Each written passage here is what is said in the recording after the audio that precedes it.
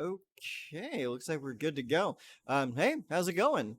We're gonna actually sit down and crack our DMU packs tonight. Dominaria United came out a couple days ago, but this is the first time I'm actually getting a chance to sit down and actually dig into what I got. So I went ahead and I bought the 50 pack bundle that they were offering. I did not buy the play pack because I don't play enough limited to really warrant getting that. It wasn't really a good value for me, so I just went ahead and got the pack bundle. So I got that, and I got a few extra packs from playing for like a little bit here and there.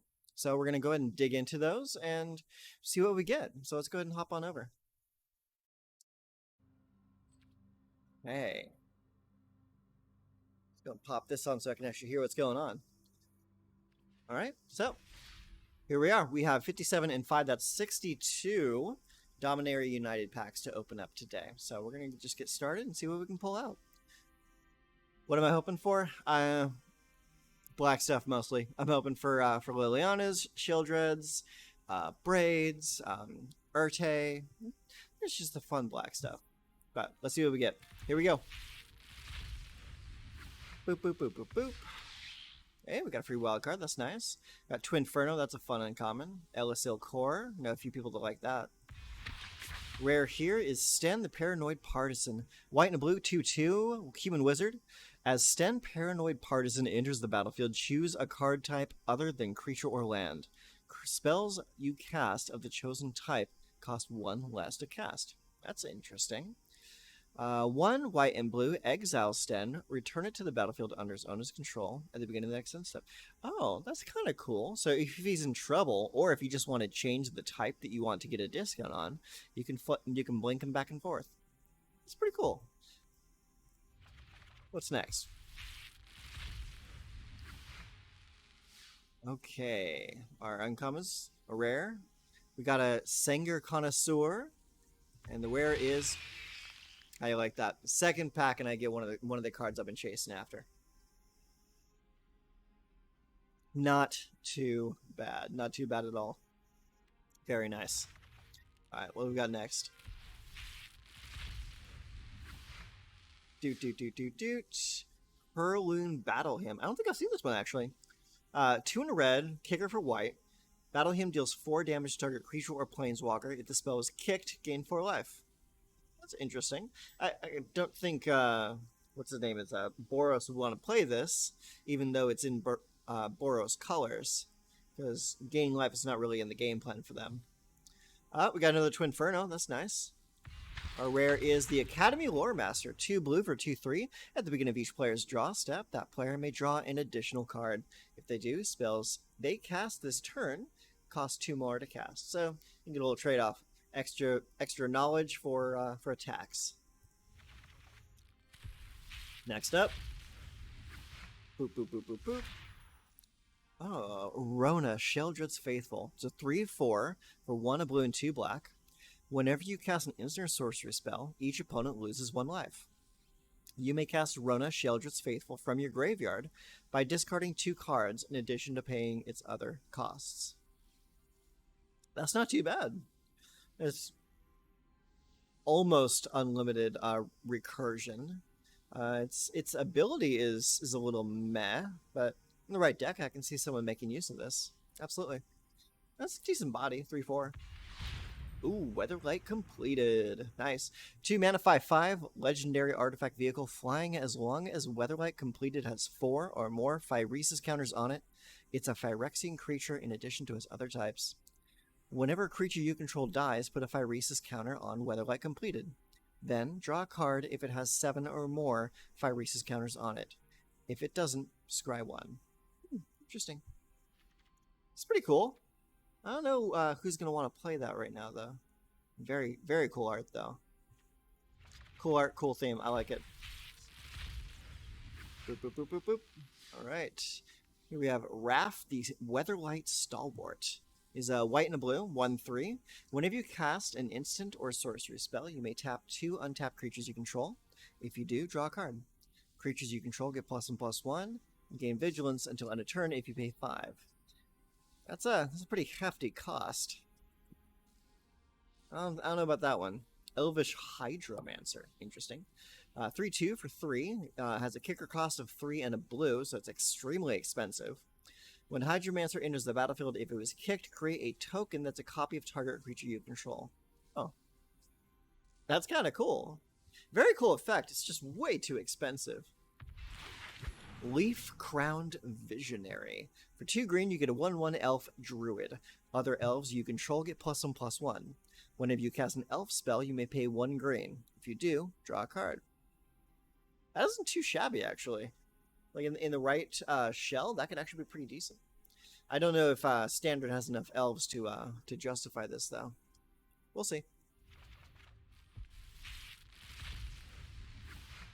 Alright, next up, Rona's Vortex.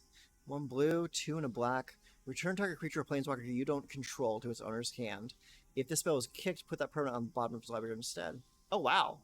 So it's either an unsummon, or it's a kick it to the bottom of someone's deck. That's pretty good. And at instant speed, too. Yeah, that's either an unsummon or it's just straight up removal. That's not bad at all.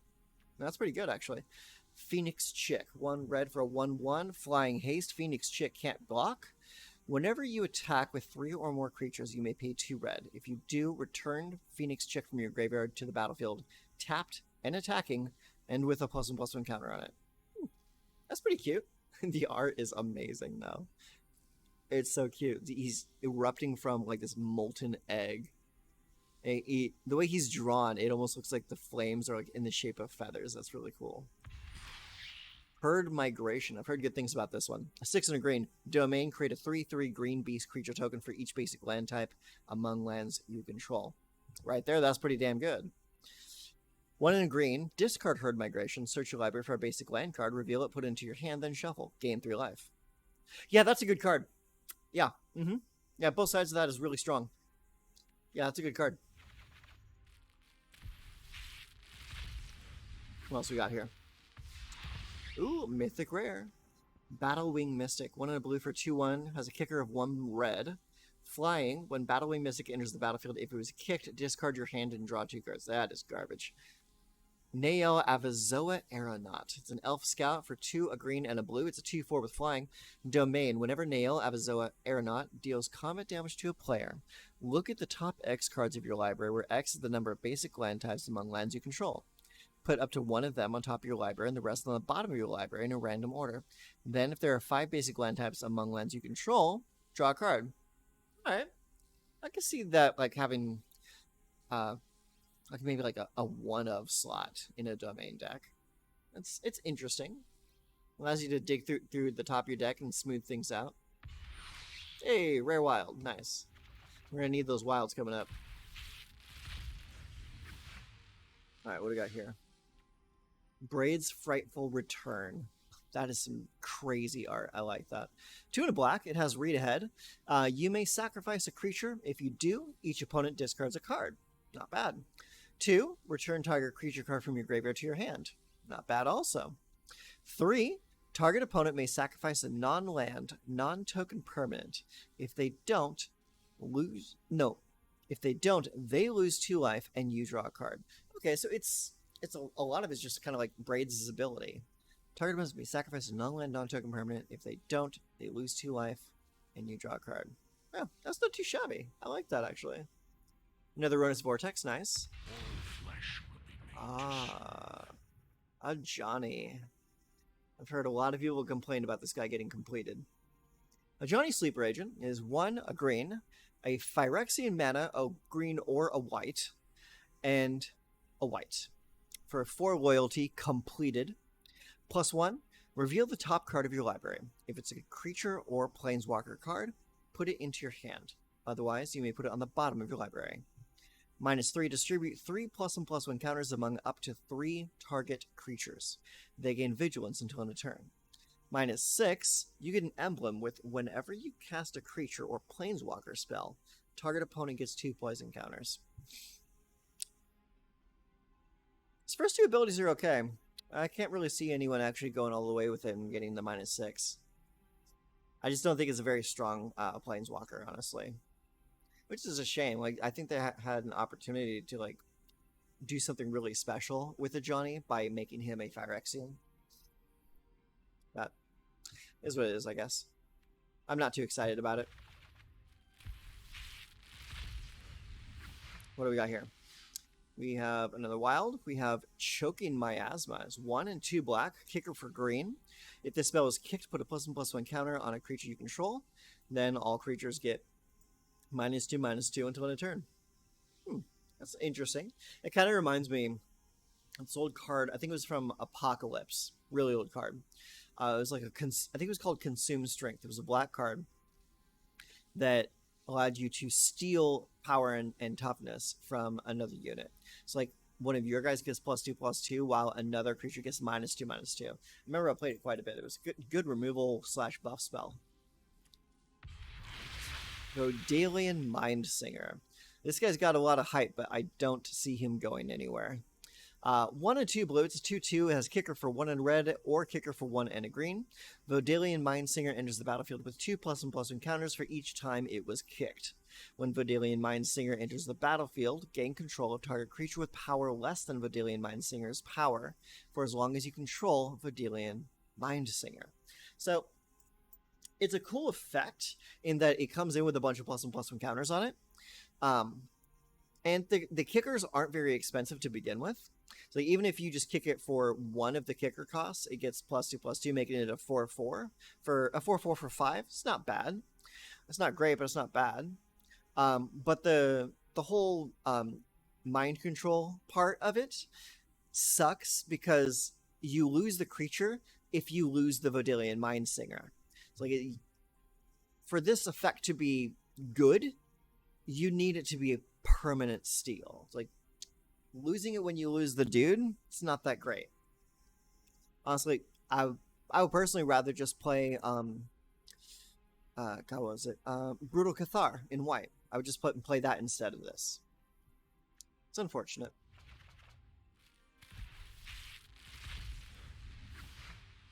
We got here. All right. We got another Braid's Frightful Return. Nice. Another Phoenix Chick. And Chaotic Transformation. 5 in a red. Exile up to 1 target artifact, up to 1 target creature, and up to 1 target enchantment, up to 1 target planeswalker, and or up to 1 target land. For each permanent exiled this way, its controller reveals cards from the top of their library until they reveal a card that shares a card type with it. Puts that card into the battlefield, and then shuffles. So it's basically you're polymorphing a bunch of different permanents. I don't see this working out very well at all. Just the fact that you're allowing your opponent to like get replacements for the cards that you're taking away, it's not good. I'd rather just wipe the board clean. This is a bad card. Especially because you're doing it to your opponent, not to you yourself. Unless I'm mistaken. Alright, we have Frost Fist Striders, 3 and 2 blue for a 4/4 Ward 2. It's an elemental and a giant. When Frost Fist Strider enters the battlefield, tap target creature and opponent controls, and put a stun counter on it. Stun counter reads, if a permanent with a stun counter would become untapped, remove 1 from it instead. Okay, so it makes it so it stays tapped just a little bit longer. Alright, that's not bad. I like that mechanic. Urte's Scorn, this is what I was hoping for too. This is 1 and 2 blue, instant. This spell costs 1 blue less to cast if an opponent casts 2 or more spells this turn. Counter target spell. So, at its worst, it's a cancel. At its best, it's a counter spell. This is a good card. I like it. I like it a lot. And our rare for this pack is Evolved Sleeper. I think people are sleeping on this. Or are they? 1 black, 1/1, human. Pay a black. Evolved Sleeper becomes a human cleric with base power and toughness 2/2.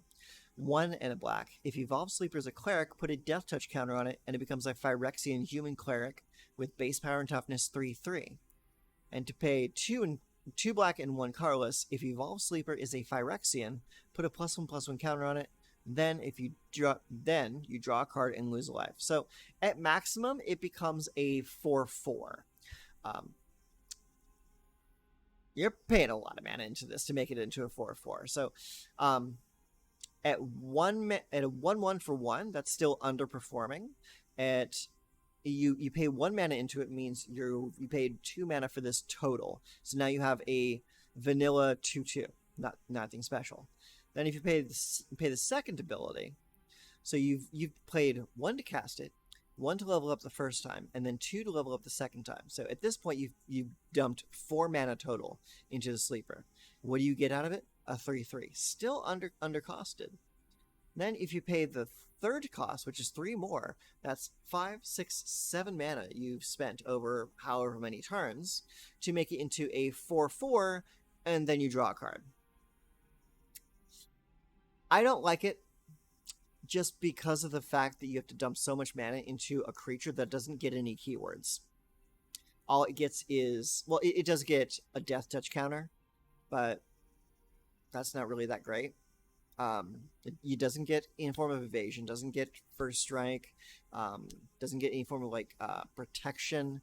It just gets death touch. Becomes a 4/4 death touch, and it gets you to draw a card. I'm not into it. Next up, so we got a wild card. We have Queen Alanal of Ruadok. So green, 2 white for a star. Queen Alanal of Ruadok's power and toughness are each equal to the number of creatures you control. Okay, so she's a Keldon warlord. That's nice.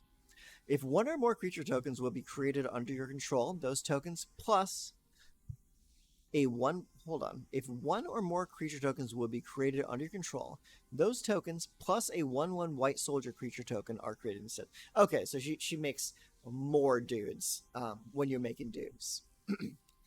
That's also not bad. I mean, only 3 mana. You get the Keldon Warlord ability of being as big as your army, and she allows you to make more dudes. Yeah, it's not too bad. So Dalian Hexcatcher, 1 and a blue, 1/1 flash merfolk wizard. When other merfolk you control get +1/+1. Sacrifice a merfolk, counter target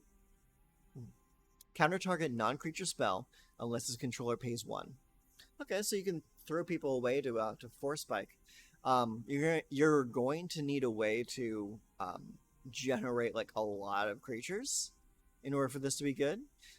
Specifically a lot of merfolk. So I don't know if there is a way to create merfolk tokens right now. That would be nice. But as it is, I don't think this is going to be good for standards. Probably going to be good for older formats.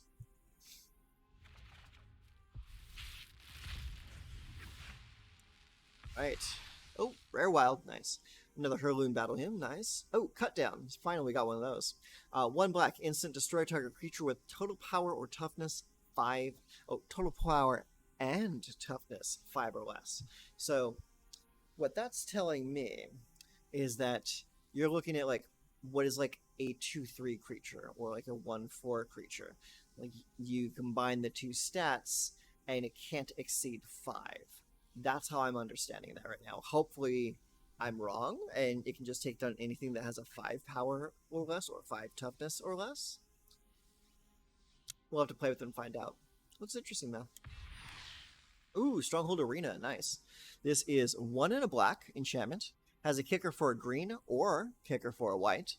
When Stronghold Arena enters the battlefield, you gain 3 life for each time it was kicked. Whenever 1 or more creatures you control deal combat damage to a player, you may reveal the top card of your library and put it into your hand. If you do, you lose life equal to its mana value. Okay, so you get Soren Markov's ability on an enchantment that has the possibility of gaining you 3 life for each time you kick it. So this can have a casting cost of 3 or 4, depending on what colors you're playing. I think I would personally rather just play Soren Markov.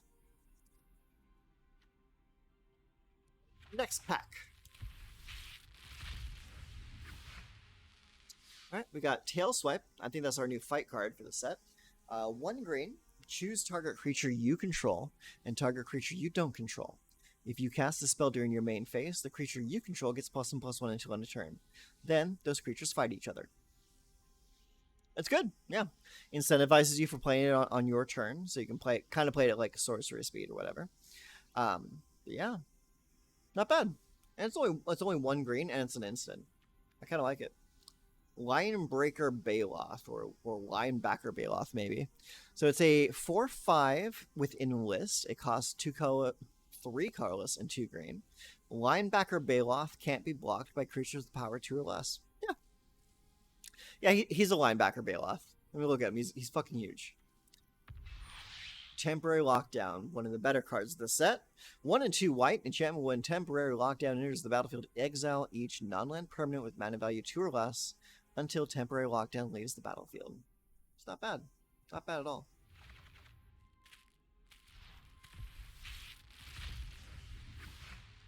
Alright, next we got Baird, the Argivian Recruiter. He's a red and white 2/2 human soldier, so he's Boros.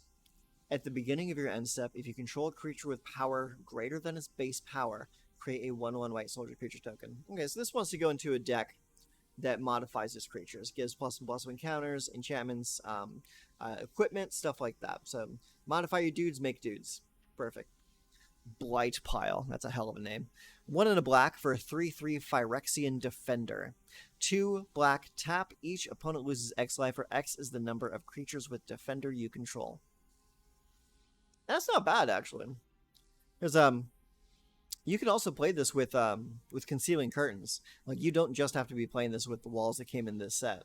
Concealing Curtains, also in black, only costs 1 black to cast. That could be useful. That could be very useful. Rith. Rith, the Liberated Primeval. It's 2 and a Naya for a 5/5. So 5 mana, 5 in stats, not bad. Flying, Ward 2. I love Ward. Other dragons you control have Ward 2. I love that. At the beginning of your end step, if a creature or planeswalker an opponent controlled was dealt excess damage this turn, create a 4/4 red dragon creature token with flying. Okay, I like that. Yeah, beat someone up and get some dudes. This also incentivizes you to play fight mechanics, because fight will work with this. So you fight something small with one of your big boys, you make an extra dragon. I like that. Very nice. Good pull.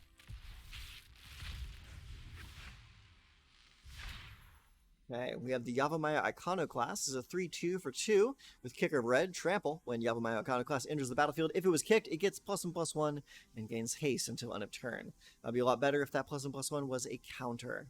We got another linebacker.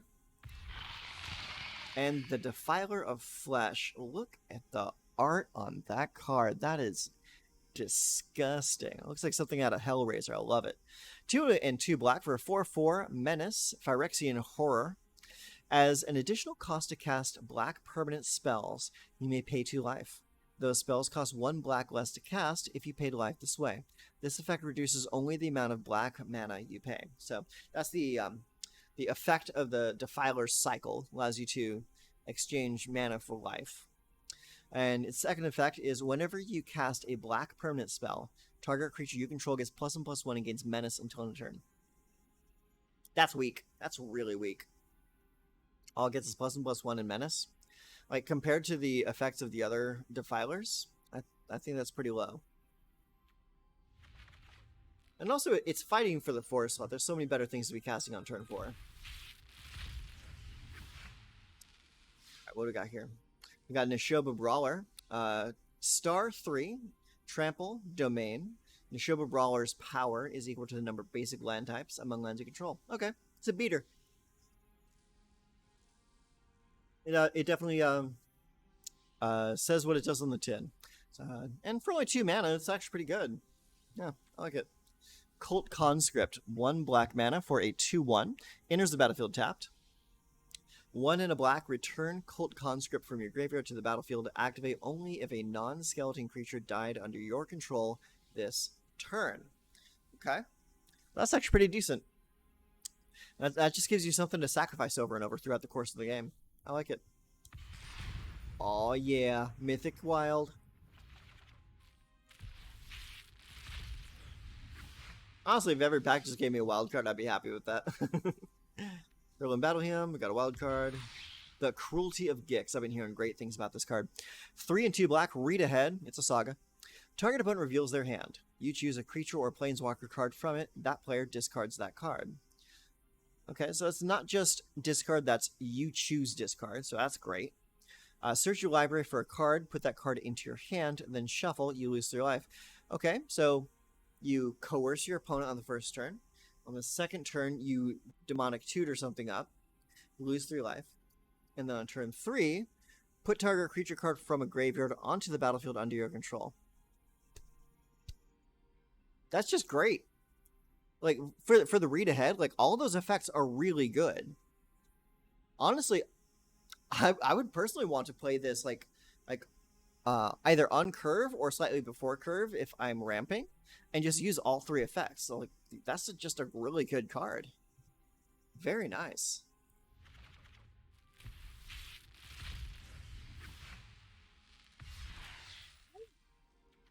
We have Protect the Negotiators. 1 in a white, it kickers for, or 1 in a blue, it kickers for white. If the spell was kicked, create a 1/1 white soldier creature token. Counter target spell unless its controller pays 1 for each creature you control.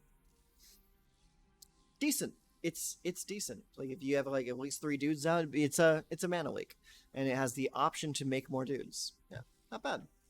Nishoba Brawler again. The Defiler of Vigor.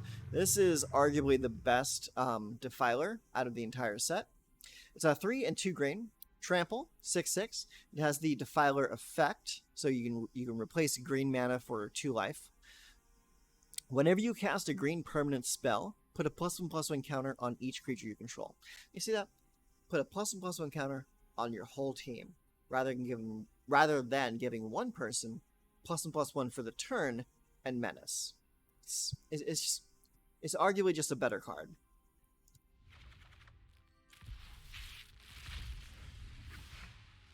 Okay, we got another Phoenix chick. We got Coalition Sky Knight, flying in list 2/2. All right, kind of crap.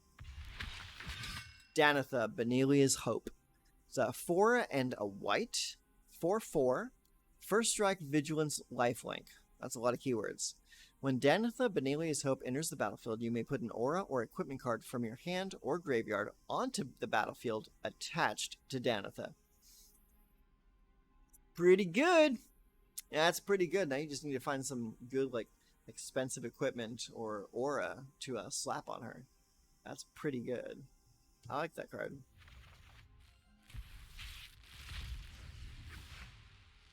Alright, we got Urte's Scorn again. Sheoldred's Restoration. What does this do? It's 3 and a black for a kicker cost of 2 and a white. It's a sorcery. It's pretty expensive, though. Return target creature card from your graveyard to the battlefield. If the spell is kicked, you gain life equal to that card's mana value. Otherwise, you lose that much life. Exile Sheoldred's Restoration. I don't like it. To pay the kicker cost is not enough of a plus to pay 7 for this. And paying just 4 for it? No, thank you. I'd rather just play Graveyard Shift from New Capenna, pay 1 more mana for it, and have it be flash, and also you don't exile the restoration. So yeah, I'm not keen on this one. Oh, we got another Defiler. This is the red one. It's 2 and 2 red for a 4/4 first striker. It has the Defiler effect. Whenever you cast a red permanent spell, Defiler of Instinct deals 1 damage to any target. So that one's not too bad, because it has first strike. It has a relevant keyword. It's only 4 mana, and it's a 4/4. And whenever you play more red cards, you ping. So that's not too bad. And it's not just ping in face or ping in a single specific target. It's any target, planeswalker, creature, player. You just send the damage anywhere. So that's a decent one. I think that's still definitely better than the black one. But the problem is the fact that it comes down on turn 4, when you honestly should be playing. God, what's the card? It's the card from Neon Dynasty. Raiju, yeah, Thundering Raiju. That's the one you want to be playing on 4. So, unfortunately, Defiler of Instinct might not be making the cut. Okay, next we got Fires of Victory. It's a 1 in red for 2 and instant, 2 in a blue to kick. If the spell is kick, draw a card. Fires of Victory deals damage to target creature or planeswalker equal to the number of cards in your hand. Oh. Okay. I like that actually. That's actually pretty good. Yeah, because I remember this card effect used to be um, on cards like Sudden Impact or Storm Seeker in green, and it would only hit the opponent's face. You would never be able to like hit a creature with this. Being able to hit a creature or a planeswalker with this, that's pretty strong. That's good removal, especially if you're playing a deck that like draws a lot of cards, keeps the hand full. That's pretty good. Over here we have Knight of Dusk's Shadow. 1 and a black for a 2/2 menace. Your opponents can't gain life. That can be relevant sometimes. This would have been a lot better last month when we still had the life gain deck around. 1 and a white, or 1 and a black, I mean. Knight of Dusk's Shadow gets +1/+1 till end of turn. Okay, so you can pump it. Another Academy Lore Master. Not bad. Not great either. What do we have here? We got a Wild, we have a Tail Swipe, we have Silverback Elder. It's a mythic 5/7, 2 and 3 green, Ape Shaman. There's a whole lot going on with this card. Whenever you cast a creature spell, choose one. Destroy target artifact or enchantment. Look at the top 5 cards of your library. You may put a land card from among them onto the battlefield tapped. Put the rest on the bottom of your library in a random order. Or you gain 4 life. Now, also bear in mind, if you've got enough creatures to cast in your turn, it says choose one. It doesn't say choose one this turn. Like, or choose one that you haven't chosen already this turn. So you can choose the same one over and over and over if you want to. That's pretty good. And a 5/7 stats for only 5 mana, that's pretty sexy. I'm not gonna lie, that's good. It's a thick ape. Sprouting Goblin. Okay. 1 and a red for 2/2 has a kicker of green. When Sprouting Goblin enters the battlefield, if it was kicked, search your library for a land card, put the card with a basic land type. Reveal it, put it into your hand, then shuffle. Red and tap, sacrifice a land, draw a card. Oh, interesting. So, interesting thing to remember here is that with the Sprouting Goblin, you don't have to go get a basic land. You go get a land that has a basic land type. So like any of the new common dual lands or the triomes from the previous expansion, New Capenna, they all have basic land types written in their text box. So you can just go and get any of those instead of like say a forest or an island or a swamp. You just go get what you want. Shivan Reef. Here we go. It's one of the new Painlands, or one of the old Painlands brought back for the set. It taps for either a colorless, or it taps for a blue or red, and Shivan Reef deals 1 damage to you. These are great, because it doesn't come into play tapped. And so many lands right now come into play tapped. It's like, just having access to your mana right now, it's just what you need. And sometimes paying life to get there is what it costs.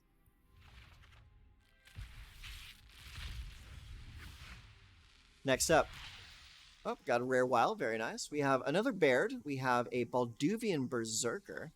It's a 2 and a red for a 1/3 core Berserker. Enlist. When Balduvian Berserker dies, it deals damage equal to its power to any target. When it dies, it deals damage equal to its power to any target. So this is the kind of card that you want to be enlisting something beefy, or you want to be like adding attachments onto this guy to make him huge.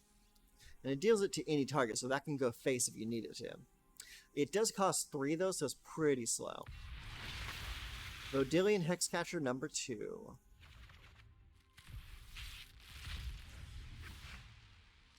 Oh, look right here. Radiant Grove. That's one of the lands I was talking about right there. It comes in tapped, but it also taps for a green or a white. And it has the subtext in the land bar that says land, forest, plains. So you can use Sprouting Goblin to go get this. Okay. From this pack, we have Inscribed Tablet. It's 1 colorless artifact, 1 tap, sacrifice Inscribed Tablet. Reveal the top 5 cards of your library. Put a land card from among them into your hand and the rest on the bottom of your library in a random order. If you don't put a card into your hand this way, draw a card. Okay. So even if you whiff, you still get to draw a card off of it. It's not bad. It's not great, but it's not bad. Mossbeard Ancient. Interesting. 5 and 2 green for a 7/7 trample. When Mossbeard Ancient enters the battlefield, gain 5 life. Alright, simple. Pretty decent for draft, especially because it tramples. The Golden Argosy. It's a 4 mana 3/6. When Golden Argosy attacks, exile each creature that crewed it this turn. Return them to the battlefield tapped under their owner's control at the beginning of the next end step. Crew 1. Now, the thing to remember with this card is crew 1 doesn't mean crew with just one. It means crew up to 1. You can tap any number of creatures on your team to crew the Golden Argosy, and then say, like, you want a Wrath of God.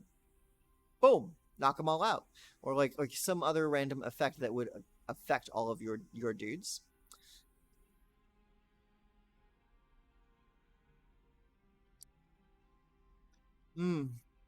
That might not work, actually. Because at that point, the Golden Argosy becomes a creature.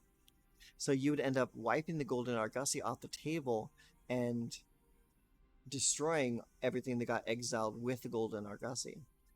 So let's see here. Let's read it again.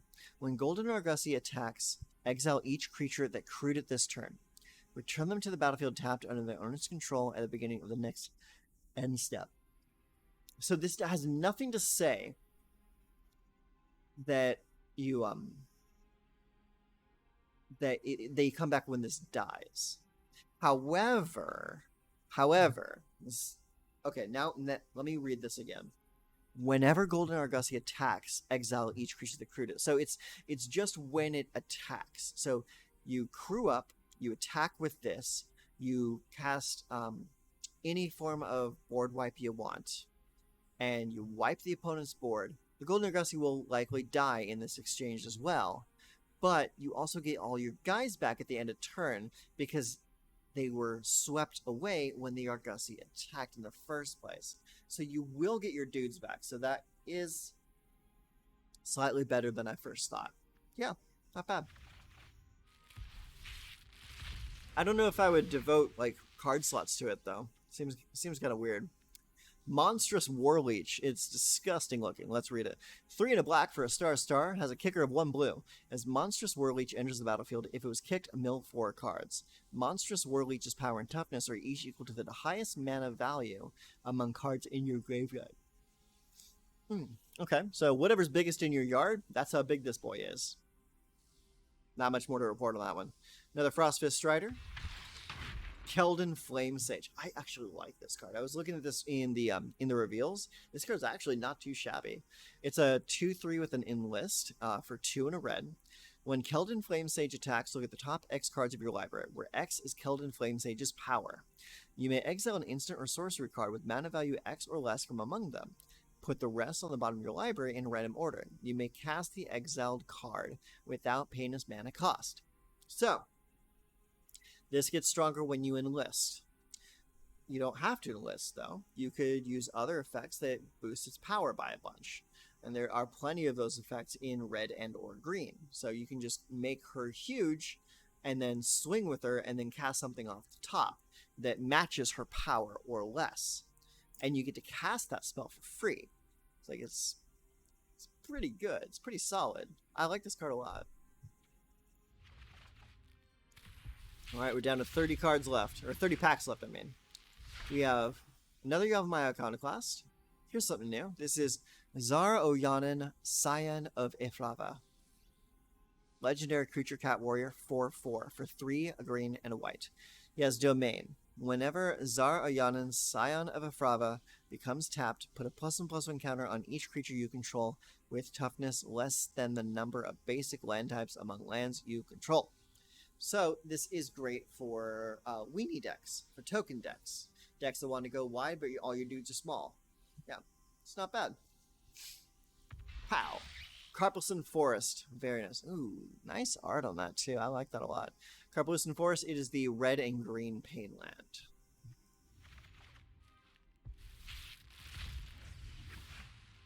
Alright, next up we got a wild. We have Strength of the Coalition.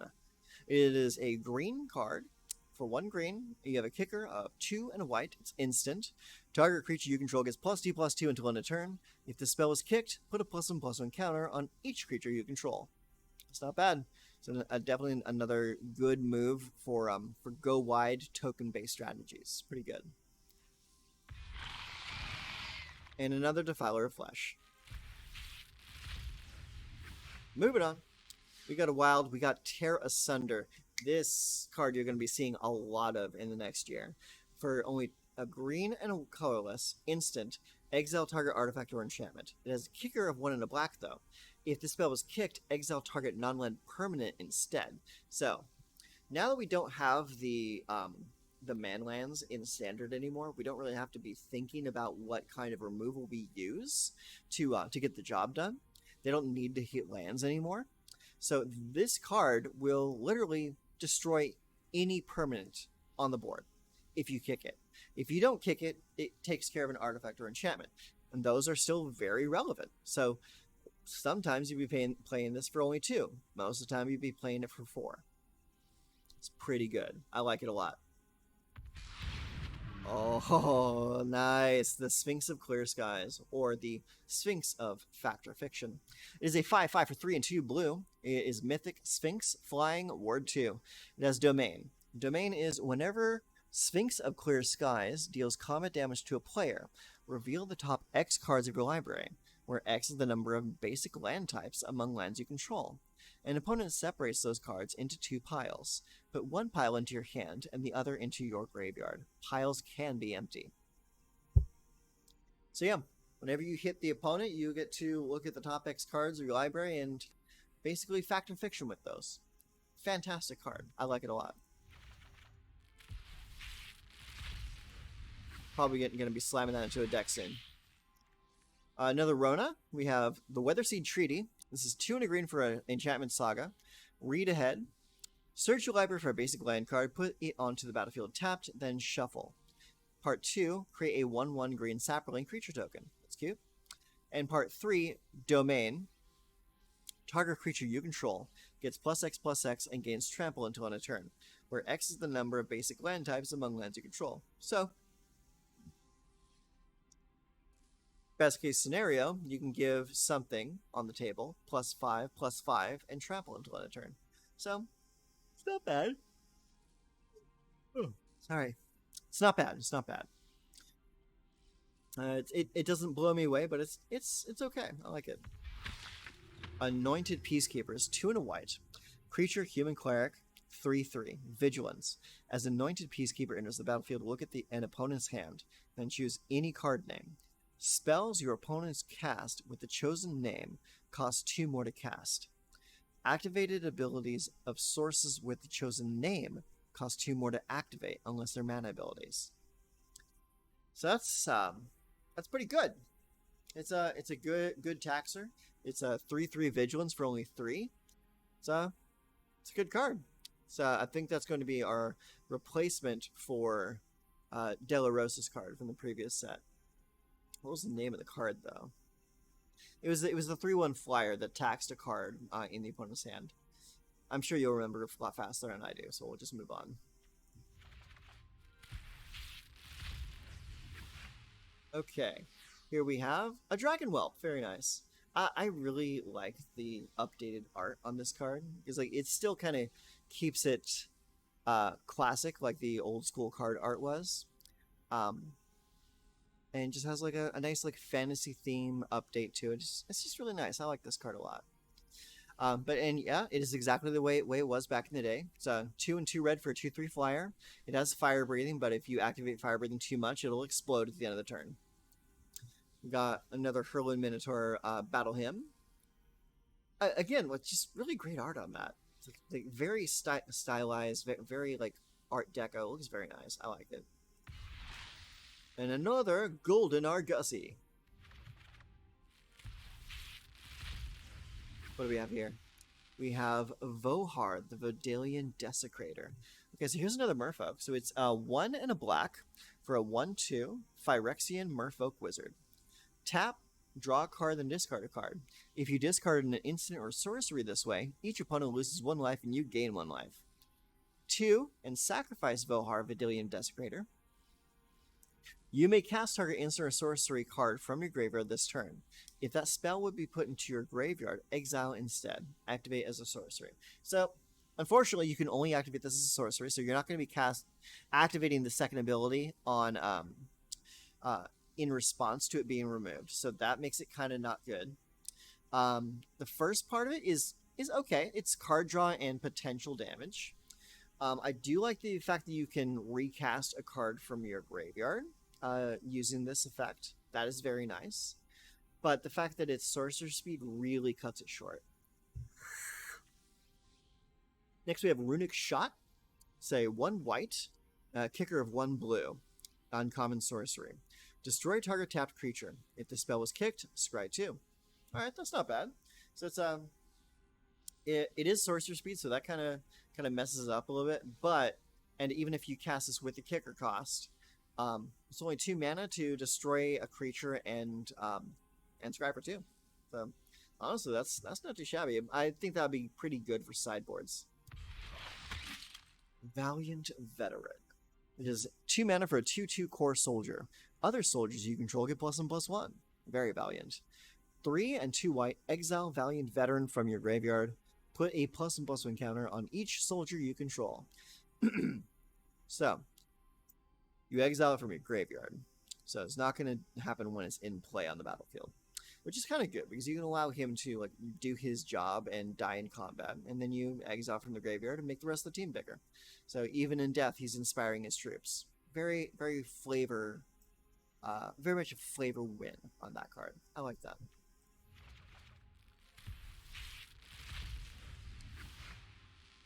Alright.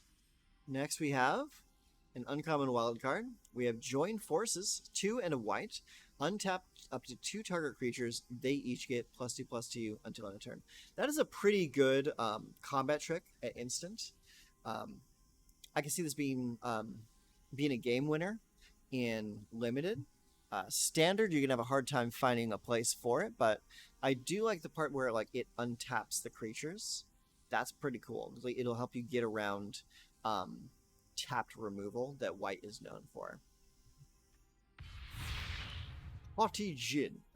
The Haughty Djinn is 1 and 2 blue for a star 4 Djinn. It has flying. Haughty Djinn's power is equal to the number of instant and sorcery cards in your graveyard. Next ability, instant and sorcery spells you cast cost 1 less to cast. Hey, that's pretty good. That's pretty really good.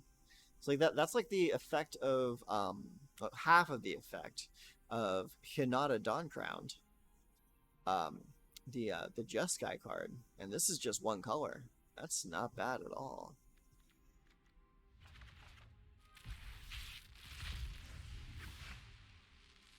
Okay, we got another uncommon wild card. We got another Baird.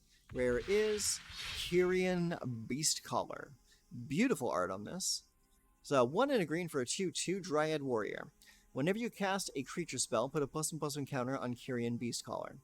When Kyrian Beastcaller dies, distribute X +1/+1 counters among any number of target creatures you control, where X is the number of +1/+1 counters on Kyrian Beastcaller. So this kind of it feels like a callback to the old Kyrian Dryad of old time, just updated for new standard. So yeah, this is a solid card. We're probably going to be seeing a lot of this guy.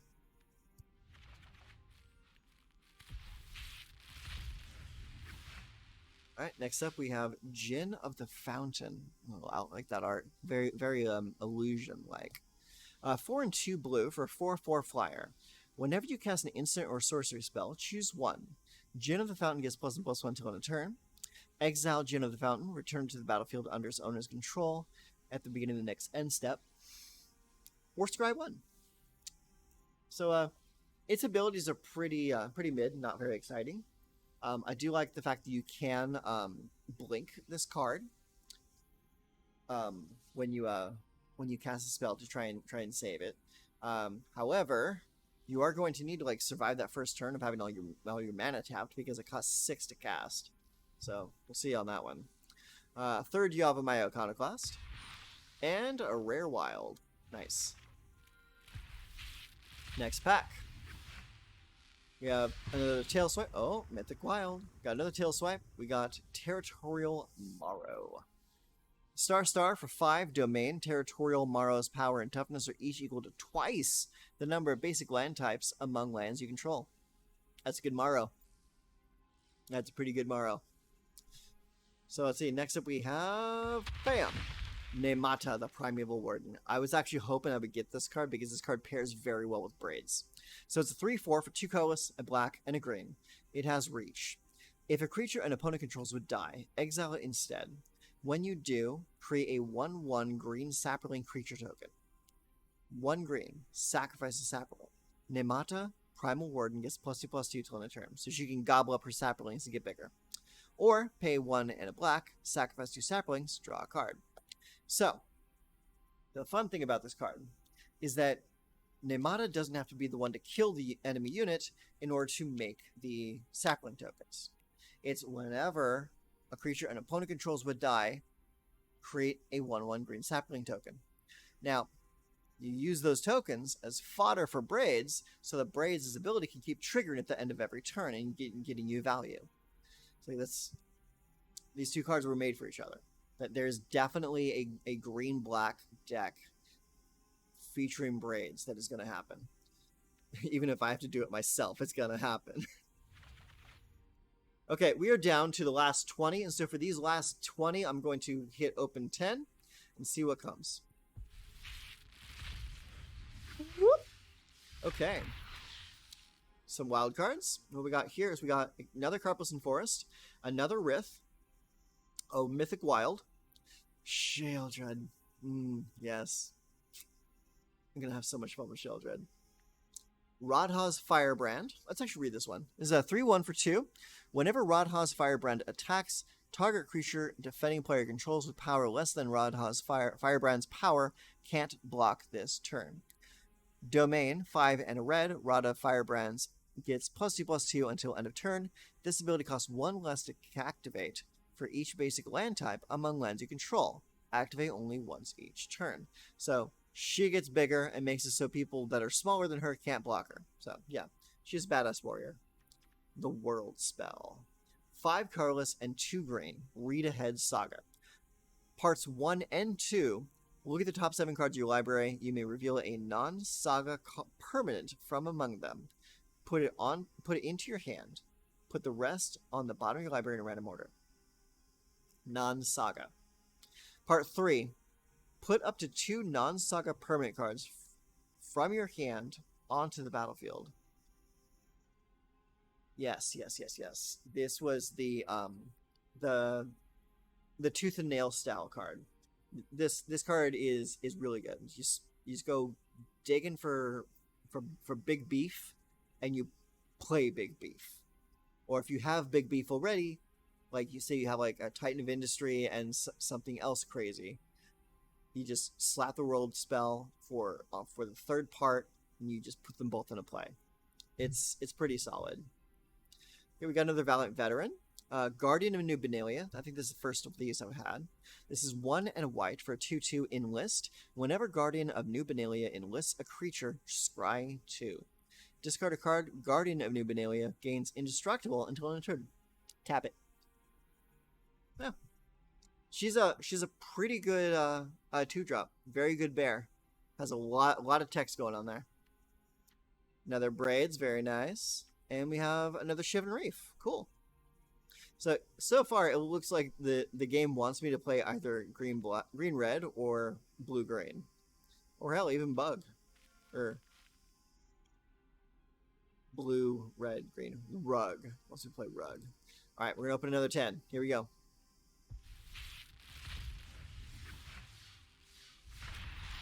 There's some wild cards. What do we got here? We have Keen Darien Extra Large. King Darien Extra Large the Third. It is a 2/3 for 3 mana. Other creatures you control get +1/+1. So he's an anthem for every creature. 3 colorless, a green, and a white. Put a +1/+1 counter on King Darien and create a 1/1 white soldier creature token. Sacrifice King Darien.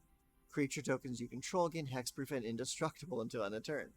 That's pretty cool. And you can just pop off Sacrifice King Darien and just for no cost.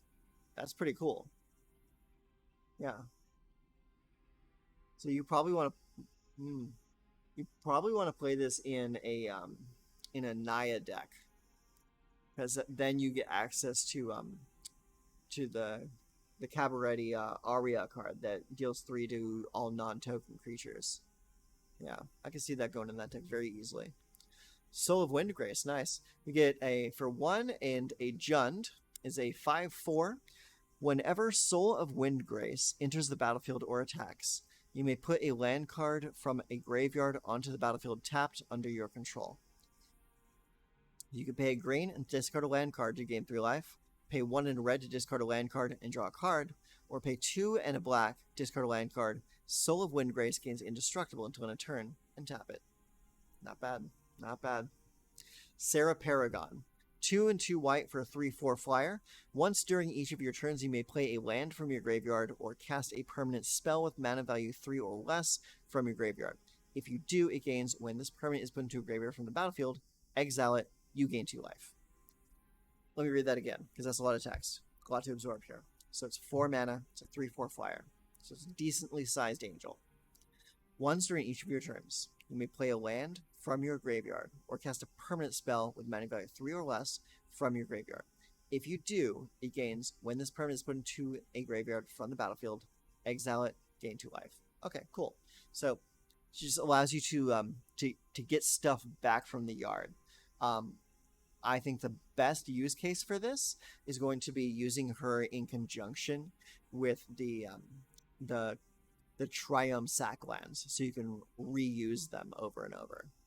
I like that. Oh, nice. A second Sphinx of Clear Skies. I like that. Yerborg Lurgoyf is a star and then 1+ star toughness for 2. It has a kicker of a blue and a kicker for a black. As Yerborg Lurgoyf enters the battlefield, mill 3 cards for each time it was kicked. Yerborg Lurgoyf's power is equal to the number of creature cards in your graveyard, and its toughness is equal to that number +1. So it just gets bigger for each boy in the yard, and you can make sure that you get boys in the yard by kicking it twice. Unfortunately, it does not have trample. It looks like it should, though. Rivaz of the Claw. 1 black, red, 3/3 Vaishino Warlock. Menace. Tap. Add 2 mana in any combination of colors. Spend this mana only to cast dragon creature spells. Once during each of your turns, you may cast a dragon spell from your graveyard. Ooh, I like that. Once during each of your turns, wow, you just say like, yeah, I'm just going to cast it from my graveyard now. Whenever you cast a dragon creature spell from your graveyard, it gains when this creature dies, exile it. That's good. I like that a lot. That is going to slot right into Jund. Jund, Zayatora, Fling Nonsense. That's a... I like him. Haughty Jin again. And then we got Silver Scrutiny. It is X and blue. You may cast Silver Scrutiny as though it had flash if X is 3 or less. Draw X cards. So, you either play it as like a Stroke of Genius on your turn, or you can play it as an expensive divination on your opponent's turn. But we got 2 of those, though, so you can't be too upset about that. And then we have Kyrian Beastcaller again. Alright, cool. So that's all of those cards. Now we move into the Mythic packs, and I got 5 of those for you today. Let's see what we got. Okay. Uncommon Wild. We got a Cut Down, and the card is Weatherlight Completed. It's kind of a bust. I'm not a big fan of that card. Next up, we have Djinn of the Fountain again. We have Jodas Codex. That's new. 5 colorless to play. It has Domain, 5 colorless, tap, draw a card. This ability costs 1 less to activate for each basic land type among lands you... Ooh. I like that. Too bad the casting cost will always be 5, though. If you could affect the casting cost with Domain also, that could be really good. Timeless Lotus. Timeless Lotus enters the battlefield tapped. Tap, add Wooburg.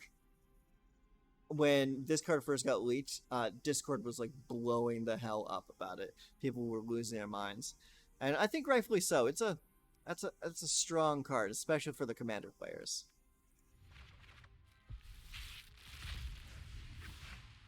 Alright, next up, we got another Hydromancer. Got that. And then another Sarah Paragon. That's pretty good, honestly. Pretty good. Next up, we have another Iconoclast.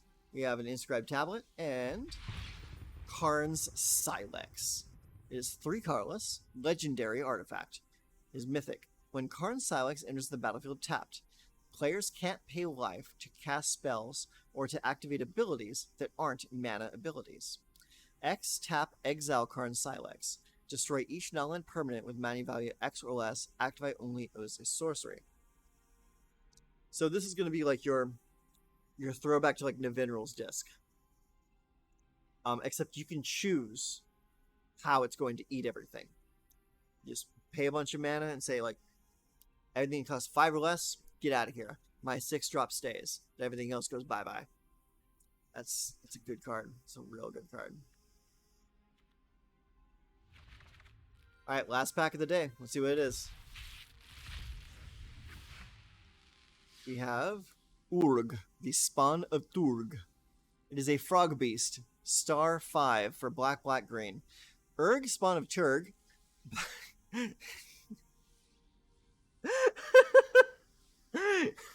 It's the Urg, the Spawn of Turg. Its power is equal to the number of land cards in your graveyard. At the beginning of your upkeep, look at the top card of your library. You can put that card into your graveyard. Pay a green, a black, sacrifice a land. You gain 2 life. Is Urg, the Spawn of Turg. That's just the best thing I've seen all day. I'm sorry. Slimefoot's Survey. So 4 and a green, sorcery domain. Search your library for up to two land cards. They each have a basic land type. Put them onto the battlefield tapped, then shuffle. Look at the top X cards of your library, where X is the number of basic land types among lands you control. Put up to 1 of them on top of your library, and the rest of them bottom of the library in random order. Let me see that again. Search your library for 2 land cards. They each have a basic land type. Put them onto the battlefield tapped, then shuffle. Look at the top X cards of your library. X is the number of basic land types. Basic land types among lands you control. Put up to 1 of them on top of your library. And okay. So it allows you to scry up to 5 deep and choose your favorite card. Alright, what's the last card we get? Joda, the Unifier. Joda. I've been hearing bad things about him. He costs Wooburg. He's a 5/5. Legendary creatures you control get +X, where X is the number of legendary creatures you control. So you use Coat of Arms for legendaries. Whenever you cast a legendary spell from your hand, exile cards from the top of your library until you exile a legendary non-land card with lesser mana value. You may cast that card without paying its mana cost. Put the rest on the bottom of your library in a random order. So, it is a coat of arms for legendaries, and whenever you cast a legendary spell, he allows you to cascade for something that costs 1 less. He's biggity busted. I mean, that's all I can say about that. It's like, so long as the mana is good, which right now in Standard, the mana is very good. You're not going to have a whole lot of problems playing this guy. So, yeah. Not bad. All in all, I'd say that our pulls today were pretty damn good. Let's actually take a look at our collection and see what kind of fun stuff we pulled. Let's go ahead and filter to just Dominaria United, Rare, and Mythic Rare. Go. Okay, so yeah. So we got a good mix of white and blue here. Really happy for the Sphinx Declare Skies. I might even craft 1 more of those because that's just a good card. The Guardian of New Benalia is really good. Temporary Lockdown is good. Danitha is interesting. I don't know if her mana cost will be prohibitive for her or not, though. Let's see. In black, we got 2 Braids, very nice. We got 1 Sheldred. I'm gonna have to craft a couple more of those for a deck, though. Cruelty of Gix, very nice. We got a couple Defilers of Instinct in red. Only 1 Keldon Flame Sage, though, so we're probably going to have to hold off on building that deck. In green, we got 2 Kyrian Beast Callers. Very, very good. Very good card. I agree with that. Okay, yeah, it's just any creature spell that you cast with her on the table, she gets +1/+1 counter. And she can move those counters around. Let's see. We got 1 Defiler of Vigor. Nice. Silverback Elder. World spell. Multicolor. We got one of the Revas. The Revas is pretty good. Um, really happy for the Namada. I want more Namadas. We got two Shivan Reef, two Carpelson Forest. We got King Darien. Looking a little worse for wear. We got one of Johnny. And we got three Rith Liberated Primeval. I mean, honestly, just the fact that I pulled three of those makes me want to build the deck. One Joda. We got one Karn Silex. We got Defiler of Faith. And we got the one Liliana of the Veil that came with my my bundle. So, yep, that's what we got today. What will I be building first? I'm probably going to be building either Mono Black Control, Black Red, or Grixis. Because I think there's a lot of play value in Grixis right now. I do have an Esper deck that I'll probably just modify with a few of the new cards to make good. Because like this one right here, the Sphinx of Clear Skies, that's just gonna slot right into my my Esper deck. I mean, I got no problems with that. Let's see, anything else? The Sarah Paragon, not really right for that deck, unfortunately. Uh, Sheldred could work, but I don't think I want to play Sheldred in that deck. Um, yeah, yeah. I think I'm gonna have to collect some more cards for my Esper deck. But honestly, my Esper deck doesn't really need a whole lot of modification from what's new. I probably want to get a couple Urtes, and a couple more of Urtes Scorn for counter magic in that deck. But as it is at the moment, it's not going to need a whole lot of adjustment. But we'll probably end up be building entirely new decks with what we have here today. So, with that said, I'm going to go ahead and sign off for now. This was an hour-long pack opening, so if you stuck around for this, more power to you.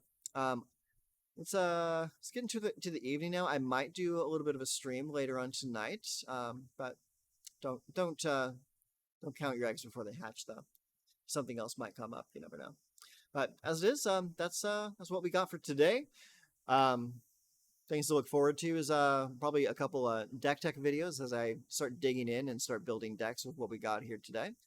Yeah, that's gonna be it for now. Take care of yourself. Bye.